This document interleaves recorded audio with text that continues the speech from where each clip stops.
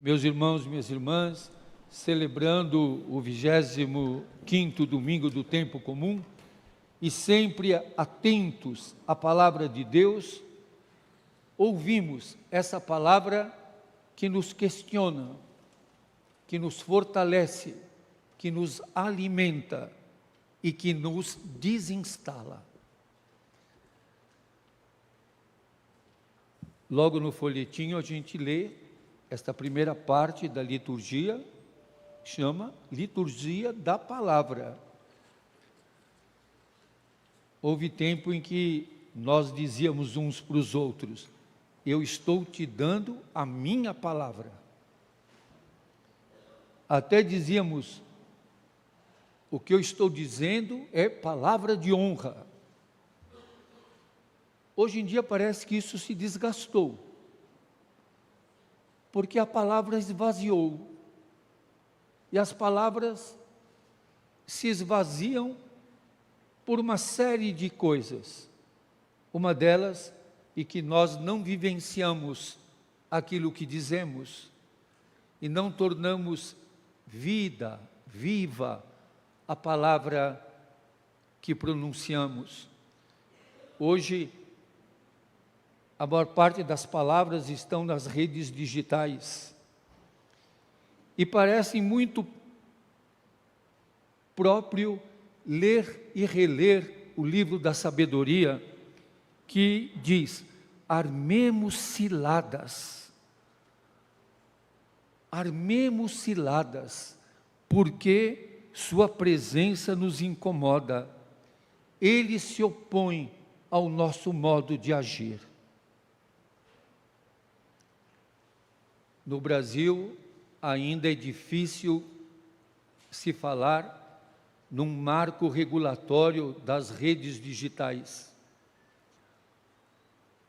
Tudo é regulamentado: a medicina, a enfermagem, a psicologia é regulamentada, até na área do turismo, há regulamentação, na área pedagógica. Todas as áreas são regulamentadas. Nós só somos contra, e parece que os representantes do povo brasileiro são contra a regulamentação das redes digitais, aonde muitas vezes estão as ciladas, aqueles que incomodam, aqueles que se opõem ao nosso modo de agir. Uma das maneiras de torturar, como diz aqui o texto, vamos pô-lo à prova com ofensas e torturas, para ver a sua serenidade e provar a sua paciência, vem pelas redes digitais, que destroem as pessoas. Até nós, que podemos nos dizer mais religiosos, quanto tempo nós passamos diante das Escrituras Sagradas, da Bíblia, e quanto tempo passamos nas redes digitais. Talvez passemos mais tempo nas redes digitais. Ainda bem que a Bíblia está lá também. Mas está lá também muita manipulação da palavra de Deus. Muita manipulação e muita destruição das forças que querem dominar. Hoje, até os estudiosos de teologia falam da teologia do domínio, que sucedeu e sucede à teologia da prosperidade. E a palavra de Deus, a Bíblia, vai por outro caminho. Vai pelo caminho de servir. Não de servir como escravo. A palavra não é a palavra grega doulos, de escravo, mas a palavra diaconia, de ser servidor. Não é servo escravizado, é serviço que humaniza. Estar a serviço dos irmãos. o livro da sabedoria, um dos últimos livros da primeira aliança, escrito em grego. Alguns dizem que o autor é Salomão, outros que é um judeu de Alexandria. Esse livro me deu impressão, lendo, que ele foi escrito aqui em São Paulo essa semana.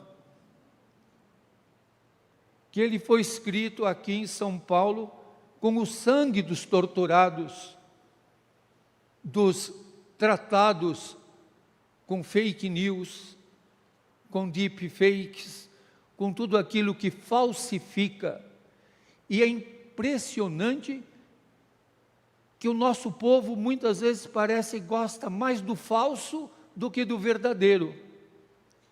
E a injúria faz mais sucesso do que a verdade. E que agredir parece que chama mais atenção do que servir, do que propor, do que ser assertivo, fiel, com fidelidade, para buscar construir um caminho. O livro da sabedoria, como todos os livros, muitos livros e todos os livros da Bíblia, eles são uma teologia da história, que vai conduzindo pelo fio da história. Eu acho que essa é uma dimensão que nós não podemos perder, para poder entender a palavra de Deus. A ação de Deus se dá na história, e na história humana. Muitas vezes a gente diz a história da salvação como se houvesse uma história paralela, e como se nós fizéssemos parte de duas histórias. Nós estamos numa história só, a nossa história, a história do nosso povo, a história do gênero humano, a história de todo o mundo que estamos vivendo, e que temos que enxergar, como pede o Papa Francisco, como um poliedro. Quem estuda geometria sabe o que é um poliedro? Vocês sabem o que é um poliedro? Que se opõe ao triângulo, que vem de cima para baixo. O poliedro tem muitas faces. Nós temos que considerar todas essas faces, sem absolutizar nenhuma, e sem sobrepor o meu interesse ao interesse do irmão. Esse individualismo que nós vamos vivendo cada vez mais forte, do sucesso, da riqueza, da hegemonia do poder, é bem contrário ao que nós lemos no Evangelho de hoje. É interessante. Jesus e seus discípulos atravessavam a Galileia, e Jesus estava ensinando. É o segundo anúncio da paixão, dizendo, Jesus estava refletindo com os seus discípulos: olha, o caminho que a gente está fazendo, esse caminho vai dar ruim, porque não é o caminho do poder. O caminho do poder nunca cruza com o caminho do amor. O caminho do poder, só quando percebe o caminho do amor, quer destruir. Por isso Jesus diz, o Filho do Homem, isto é, o homem em condição divina, o próprio Jesus, vai ser morto, vai ser entregue nas mãos dos homens, e o pior que os homens religiosos, e eles o matarão. Jesus não disse uma coisa muito agradável de ouvir, e os seus discípulos, diz aqui, não compreendiam estas palavras. E ainda Jesus dizendo, mas 3 dias após sua morte, ele ressuscitará. Os discípulos não entendiam, não compreendiam. E sem que ninguém nos ouça, nós também muitas vezes não entendemos.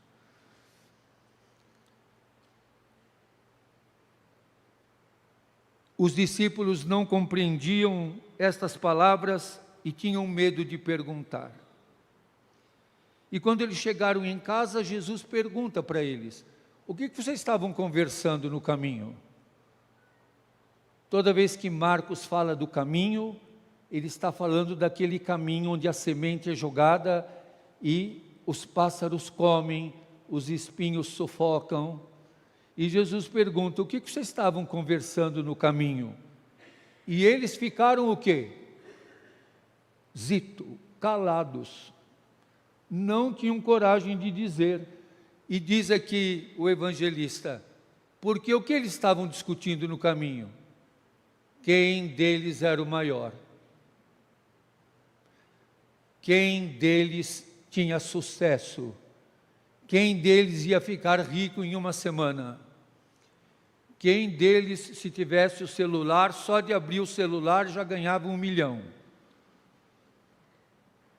Eles estavam dizendo quem deles era o maior, o mais importante, o mais poderoso, o que tinha mais sucesso, o que é capaz de tudo, o que tem força. E Jesus, quando ouviu e soube disso, sentou-se, chamou os 12 e disse: olha que contradição, se alguém quiser ser o primeiro, seja o último de todos. É desconcertante isso, né? Se alguém quer ser o primeiro, seja o último de todos. E aquele que serve a todos, aquele que tem diaconia, aquele que é capaz de servir, de cuidar, de amar, de enfrentar os conflitos, de não buscar proveito próprio, de não querer ter vantagens, de não se enaltecer como o mais forte, o mais inteligente, o mais poderoso, o mais agressivo, o que tem mais força, o que se sobrepõe, o que domina. Não é por aí o caminho de Jesus. Seja o último, o enjeitado, o esquecido, o desprezado, aquele que no livro da sabedoria disseram: armemos cilada contra eles, porque sua presença nos incomoda. Vamos pô-lo à prova com ofensas e torturas. Jesus pede para servir, proteger, defender, alimentar, cuidar, proteger. Em seguida, Jesus chama uma criança e, colocando-a no meio deles. E por que a criança? Porque no judaísmo do tempo de Jesus, a criança era considerada descartada, não interessava, não tinha força, não gerava nenhum poder nem nenhum lucro. Era assim no tempo de Jesus. É aquele que é insignificante, que não conta. E Jesus chama o que não conta, o enjeitado, o rejeitado, o não considerado, e põe no meio e diz: quem acolher o insignificante é a mim que acolhe, e acolhendo a mim, aquele que me enviou. A lógica de Jesus é ilógica. Por isso eu digo sempre aqui na comunidade, quando você disser alguma coisa e as pessoas responderem, é lógico, cuidado, não deve ser coisa boa. É lógico para quem? De que lógica você está falando? É preciso saber, não basta dizer, é lógico. Que lógica é essa? É a lógica do poder? É a lógica da dominação? É a lógica do domínio? É a lógica de subjugar, de calar, de destruir? Essa não é a lógica de Deus. Não é a lógica de Deus, porque não é a lógica que Jesus manifestou. Jesus defendeu, os insignificantes, comeu com os condenados e rejeitados, defendeu as mulheres, protegeu os doentes, curou os rejeitados, defendeu os ofendidos. A lógica de Deus é essa. Por isso que é uma lógica transformadora. E porque é uma lógica que nos converte, que nos transforma, que modifica a nossa maneira de pensar.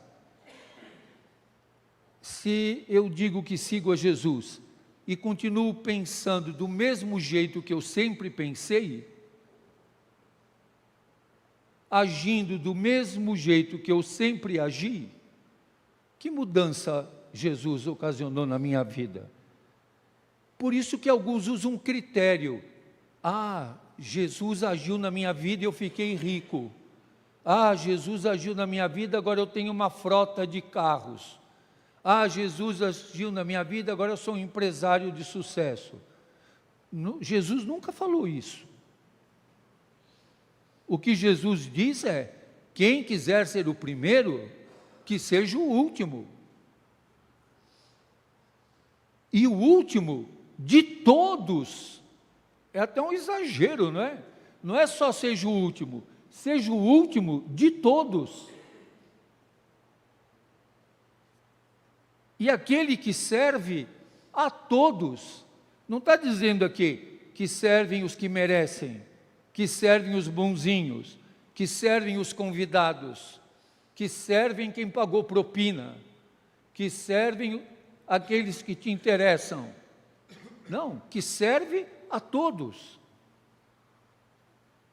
É muito radical isso, que serve a todos e que seja o último de todos, para lá do fim do último. A palavra de Jesus é muito clara, é uma lógica ilógica dentro desse sistema. É uma lógica que não casa com essa maneira de pensar, meritocrática, individualista, e que traz consequências na vida da comunidade.